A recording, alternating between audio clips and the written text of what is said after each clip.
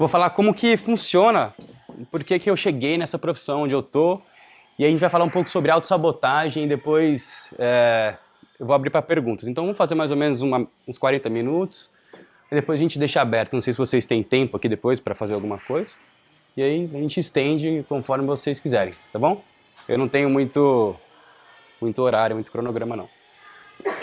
Bom, eu sou formado em administração, tem nada a ver com psicanálise, né? E aí, eu terminei a administração, comecei a fazer um processo de ter uma empresa, né? Eu mais duas pessoas, dois sócios, são meus irmãos. E aí eu saí da administração e não sabia gerenciar pessoas. Eu falei, porra, que merda é essa? O que eu vou fazer? Aqui pode falar palavrão, né?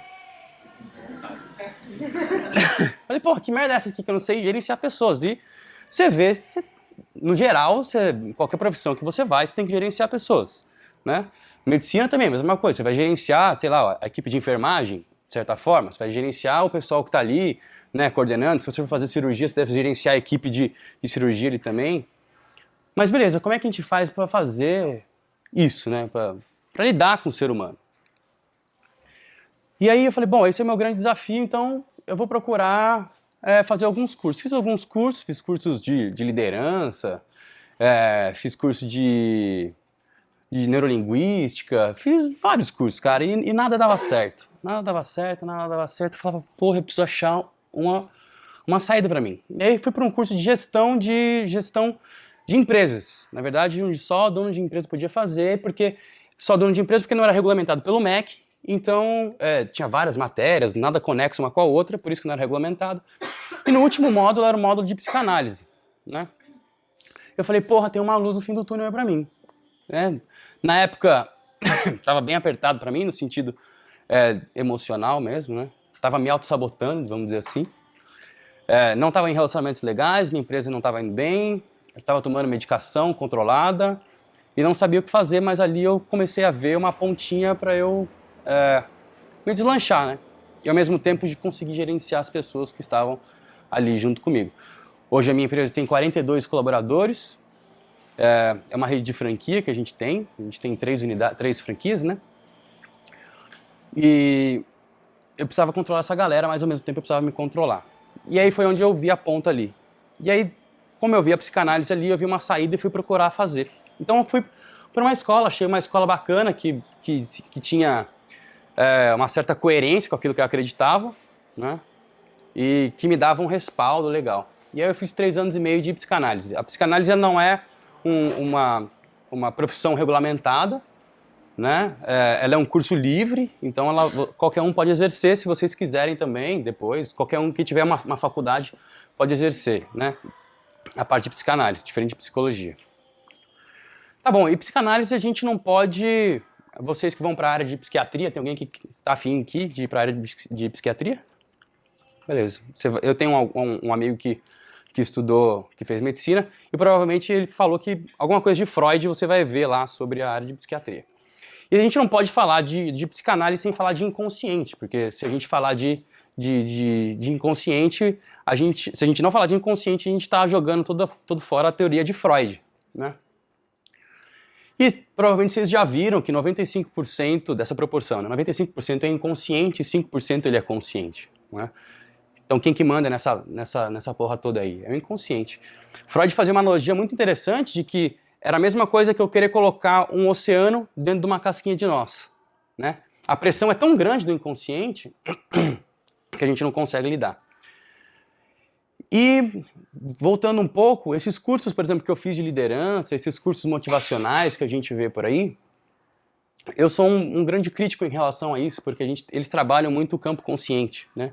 Muito campo de crenças que estão ao teu alcance, que você consegue enxergar, né? Porém, o campo inconsciente, ele é o escuro de uma forma, né? Mas ele também tem luz de outra, porque você lembra de coisas boas, certo?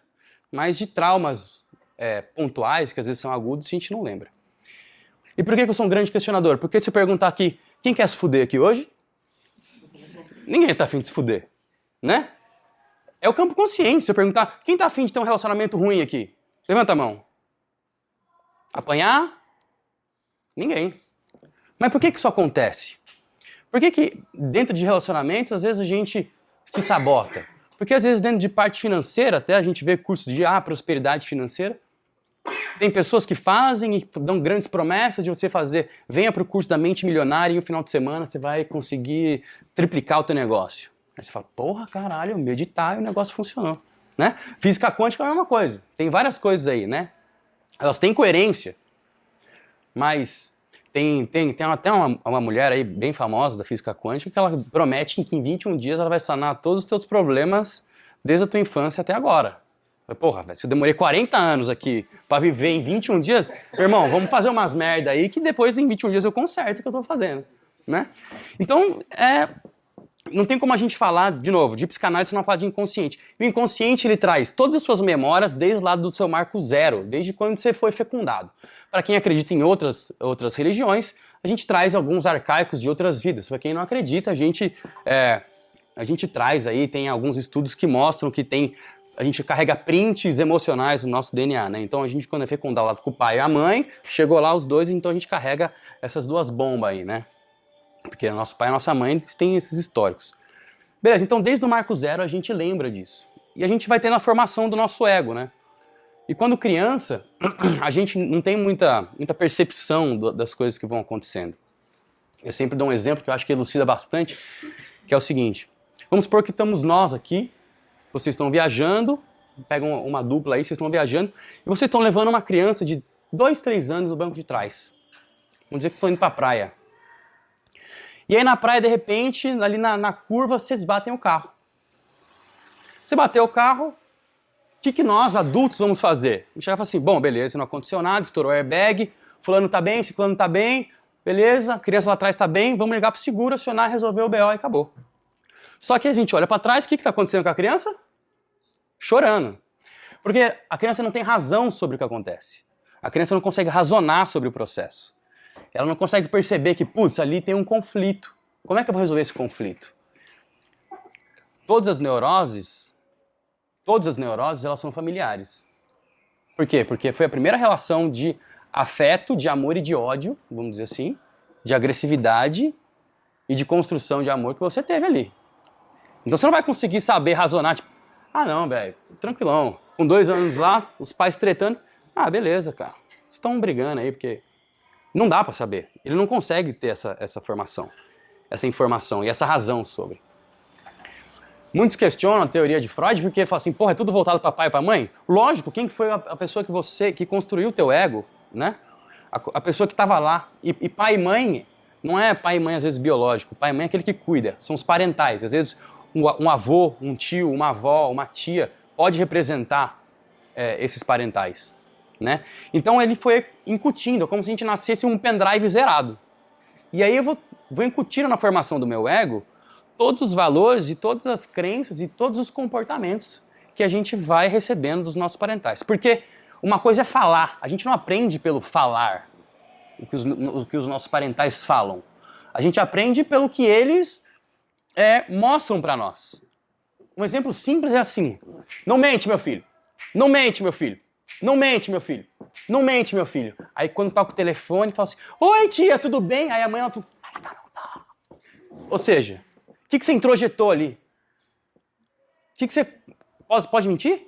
A criança pode falar assim: não, era tia chata, minha mãe não tava... Entendeu? Tava com dor de cabeça, não queria falar com ela.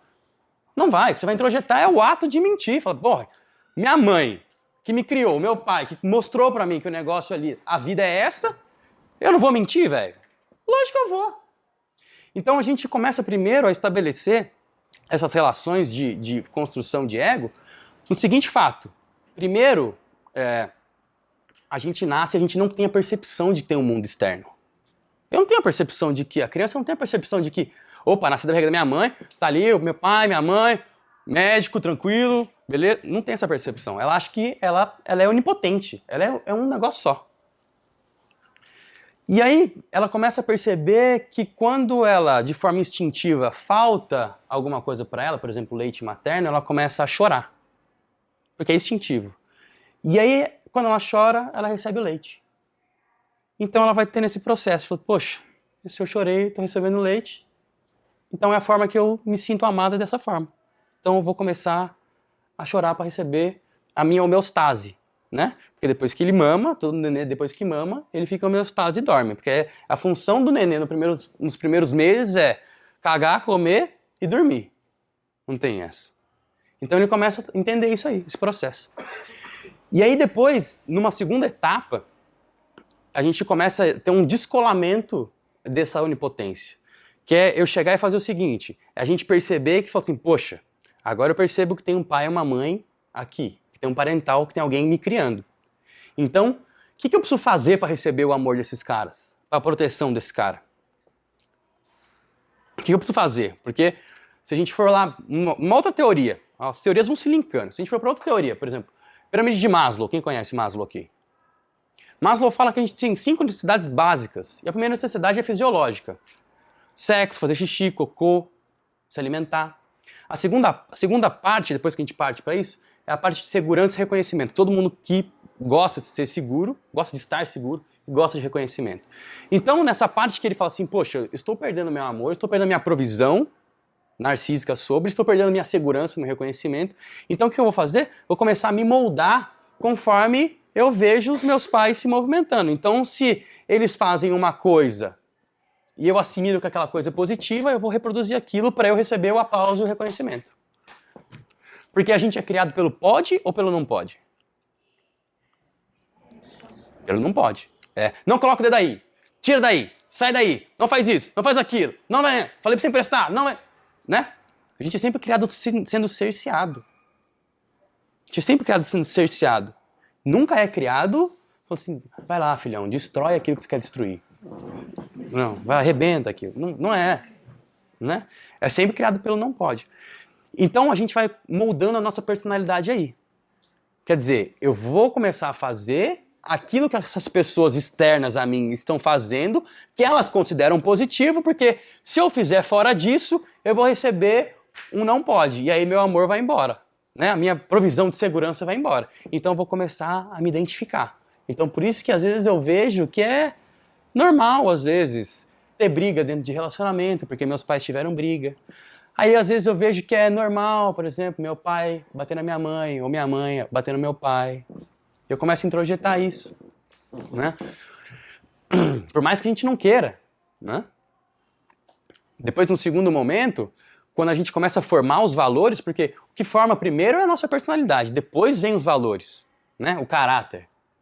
Que aí vem naquela dissociação que eu falei aqui, que é, fala assim, não mente, meu filho, não mente, meu filho, não mente.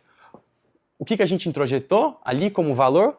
Que é lícito mentir, que é ok mentir, que é tudo bem mentir. Só que aí a gente começa a ver, isso é uma questão pequena, mas depois que a gente não é cerceado, não é ensinado, a gente começa a ver grandes patologias, né? Que às vezes vocês podem... Que às vezes eu pego muito dentro de consultório, por exemplo. Vocês, às vezes, da área de psiquiatria, vão pegar já o extremo, que é a parte da psicose, onde o cara já psicotizou e ele vai estar lá. Então, ó, coisas normais que, por exemplo, sabe quem nunca vai chegar dentro de consultório? No meu consultório? Um pedófilo. Porque o pedófilo, ele entendeu, 90% dos pedófilos, eles foram abusados, e eles entendem que aquilo é normal. Então eles vão abusar da outra pessoa também. São sexualidades infantis. Eles nunca vão chegar porque para eles é prazeroso fazer isso. Eles não vão chegar com uma questão no meu consultório e falar assim, Thiago, estou abusando de uma pessoa e estou muito mal. Não, ele vai chegar com uma questão de fui mandado embora, ou bati na minha mulher e não sei o que eu faço. Ou minha mulher me traiu e não sei o que eu faço. Entende como é a questão do caráter que a gente vai estabelecendo? E o que isso tem a ver com autossabotagem? Porque conforme eu vou entendendo que esses mecanismos, às vezes, que são meio que desconexos, só que aí é desconexo para quem isso? Não um mecanismo de pedofilia, ok? Mas outros mecanismos de, às vezes, apanhar dentro de relacionamento, ter relacionamentos ruins, ou achar que sofrer é normal, ou eu me cortar, ou eu, às vezes, enfim, achar que as coisas, o sofrimento é normal. Isso acontece porque a gente vai percebendo, né? E a gente não consegue depois lidar com isso, porque a gente vai sendo cerceado pelos nossos desejos. E uma das coisas que é mais importante da gente compreender é que todos nós somos seres instintivos. né? Vocês que estão na faculdade de medicina devem saber muito mais do que eu sobre isso, mas se a gente chegar e pegar e cortar um cérebro no meio, a gente tem lá a parte do cérebro reptiliano, tem ou não tem? Não? Vocês estão falando merda? Eu falei, caralho. Tem ou não tem? Tem? Não tem? Cérebro reptiliano, se a gente cortar um animal, a mesma coisa, né?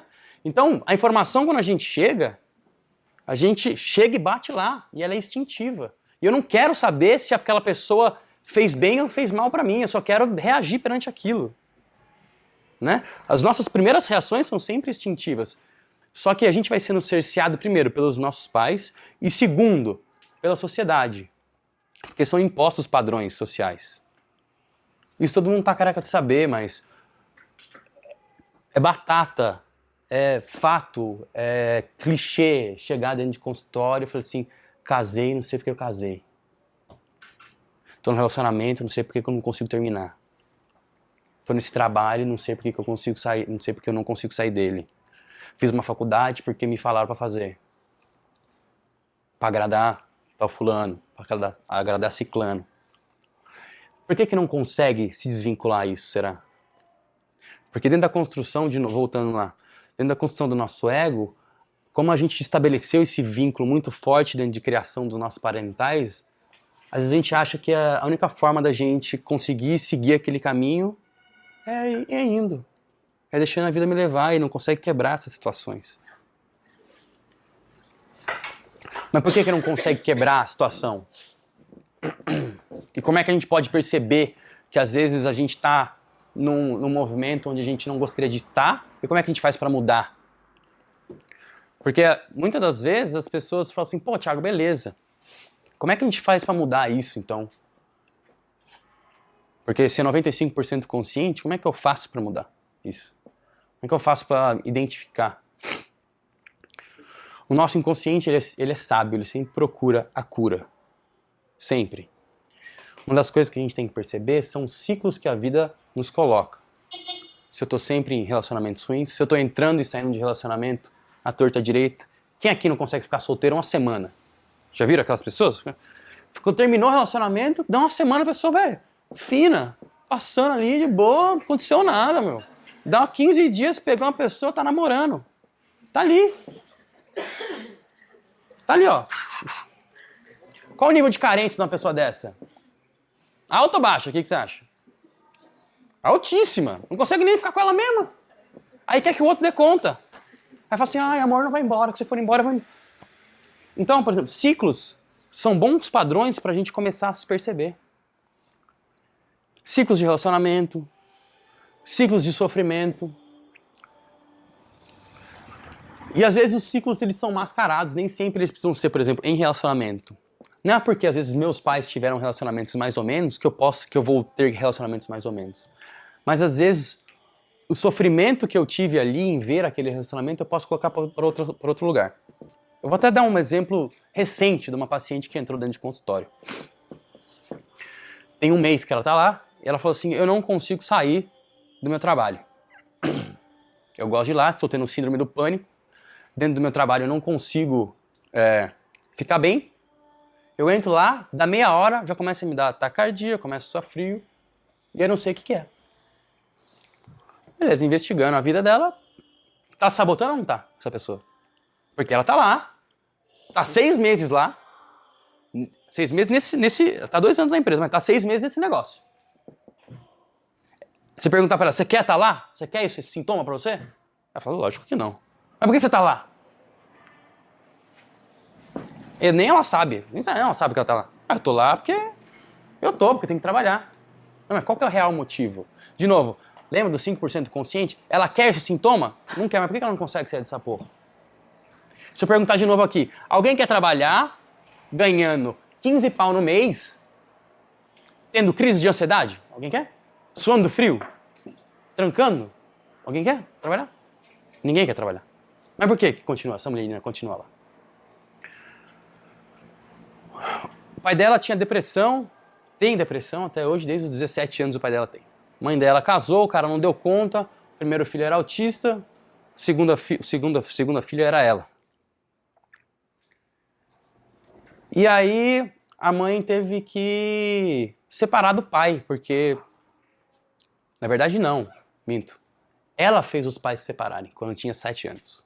Porra, como assim, Thiago? Ela fez os pais se separarem. Ela viu o pai batendo na mãe e falou pra mãe dela com 7 anos, falou assim, ou você separa desse cara, né? Ou você separa, mãe, não dá mais. E a mãe dela criou coragem e separou. E a mãe dela ia pra cima e pra baixo, ralando com a criança. Com o irmão mais velho, que era autista, e com ela. E a mãe dela entrava nas escolas, não aceitava o irmão, então a mãe dela fundou a PAI daquela cidade. Pra dar aula pro irmão. E sempre ralando, sempre ralando, sempre ralando, sempre ralando. E o avô dela falava assim, você tem que conquistar as coisas, você não pode ficar assim como você tá. Não sai desse trabalho. Não faça isso. Fica assim. Você tem que permanecer firme. As coisas não são fáceis de ser conquistadas. As coisas são difíceis de ser conquistadas. Dê valor ao que você tem.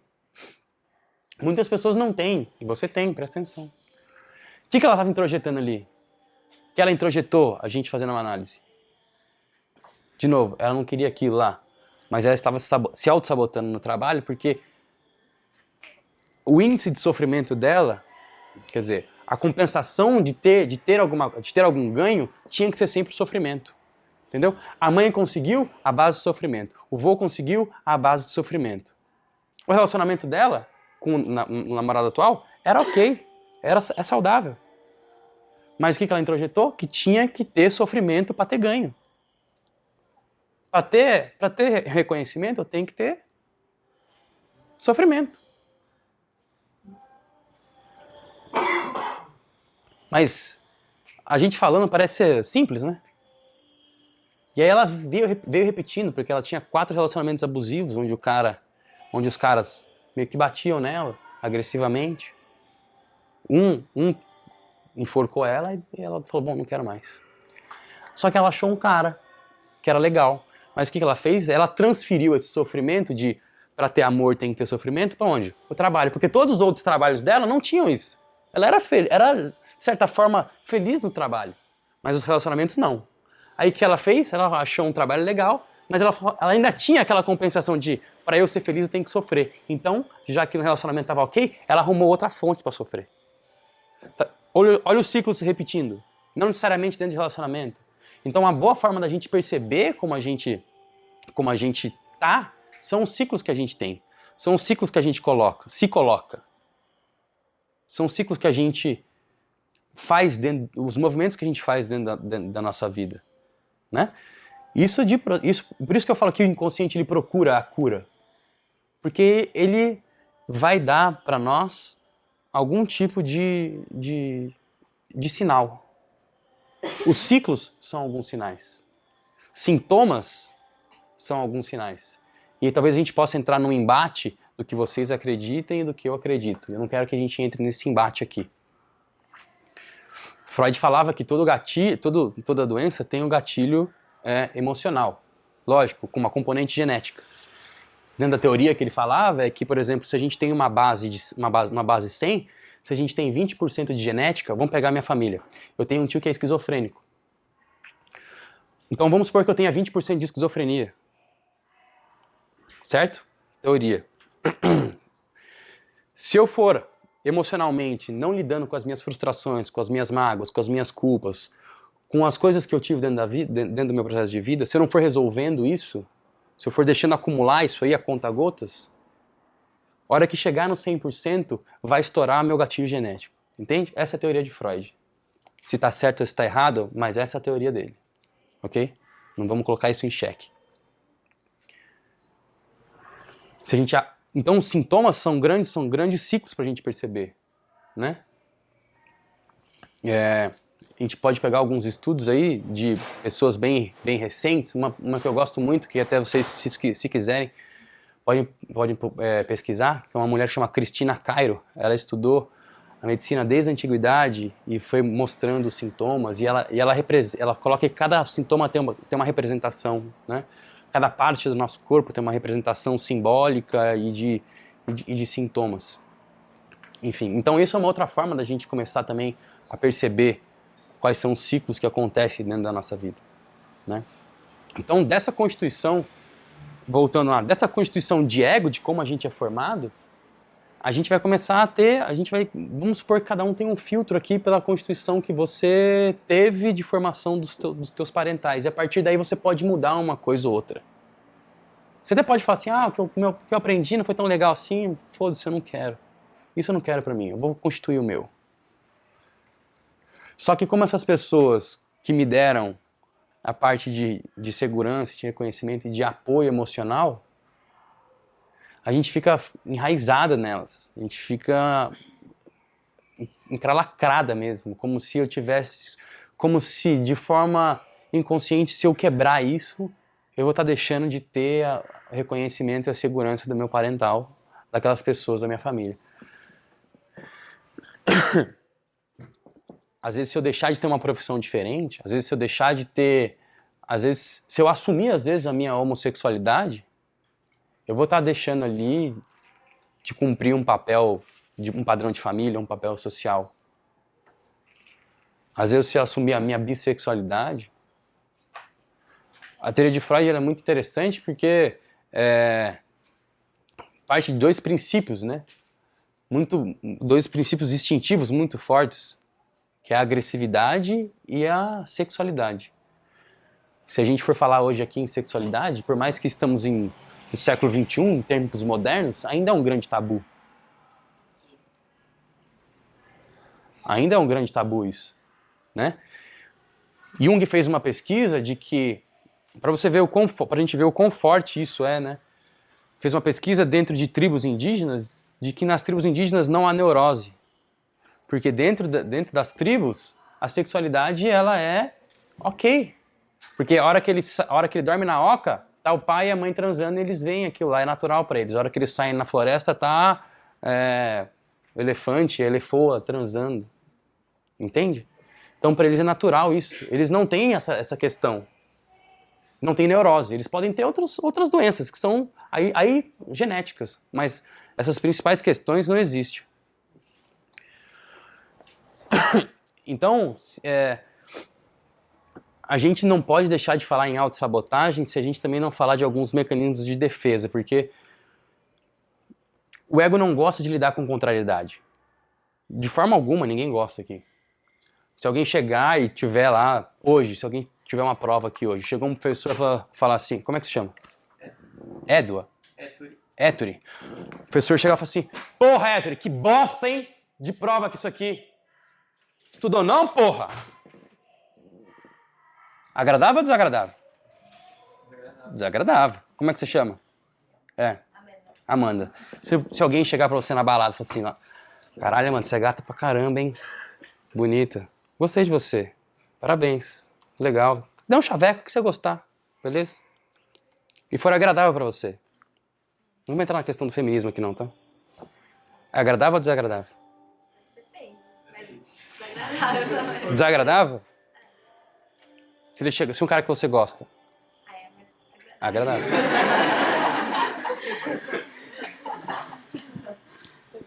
Entende? Ninguém gosta de lidar com o desagradável. Se é um desagradável de nota, você vai querer lidar com o desagradável de um trauma? Não vai querer lidar com o desagradável de um trauma. Você não vai querer olhar pra isso. Você não vai querer olhar pra um relacionamento que foi ruim. Você não vai querer olhar pra alguma coisa que não foi legal na tua infância. Você não vai querer olhar pra algum abuso que você teve. Só que a partir do momento que eu não olho pra isso, eu começo a deixar essa energia lá dentro, porque sentimento é energia. E ela fica dentro de nós. Só que o ego, como ele é muito inteligente, ele cria alguns mecanismos de defesa para não lidar com isso.